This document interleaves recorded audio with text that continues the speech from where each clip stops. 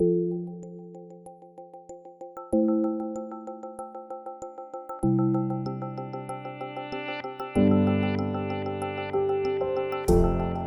name is John Williams, and I am the principal and founder of Process Creative Studios, which is an architecture and design firm based in Cleveland, Ohio. When we start to work on a project, and once the design is to a certain point, we'll start to think about the materials and the products that we want to use. So, that leads us to what are we going to specify? And we start with obviously the design ideas, and then we'll start to look for what specific products fit the vision that we have for the design.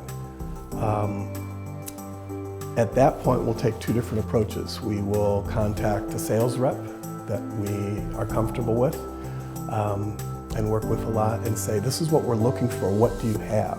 When we start to do our research online, again, we'll take a couple of different approaches. If there's specific vendors that we know carry a product that is similar to what we've envisioned, we'll go directly to their websites. If we're starting to look up something that we might not know a specific manufacturer, we're Googling, just like anybody else. And we'll just look until we start to find what we're looking for. And we could probably spend many hours talking about the pros and cons of different websites. I can't tell you how frustrated we get sometimes with the poor quality of websites, even from major manufacturers. It's like, sometimes when you're using a product, and it's the same thing when we visit a website, you think, my God, did they not even try this for themselves? Don't make me look for dimensions. Don't make me look for material specifications or what the material is. The other big issue is technical drawings. Sometimes they'll have technical drawings, which is great. We want technical drawings. We want line drawings that are clear and concise and represent your product, because when I'm designing something, I need to know down to a fraction of an inch, is this going to work? And if you're not giving me that, it's a non-starter.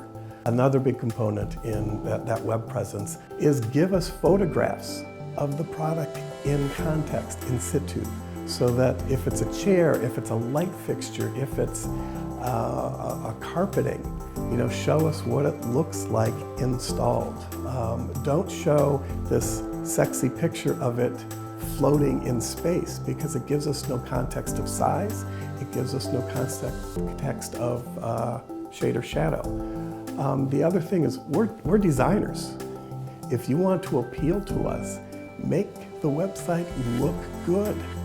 But we almost always start with just the website first. That may lead us to then talking to a sales rep, or it may lead us back to one of the companies that we work with on a familiar basis. Second, you've got to have a good sales relationship. You've got to have good representation. If you don't have good representation, it doesn't matter how good your product is. It's still not going to get in front of us. So we have a few people that we know they have a good product, they have the design we want, and the representation is just stellar. In the end, we're looking out for our client and what's the best product for this project and what's the best product for our client. But we'll start with the regular players and the people that have representation that we like and enjoy working with. But that has to be supported by a good product. So they really go hand in hand.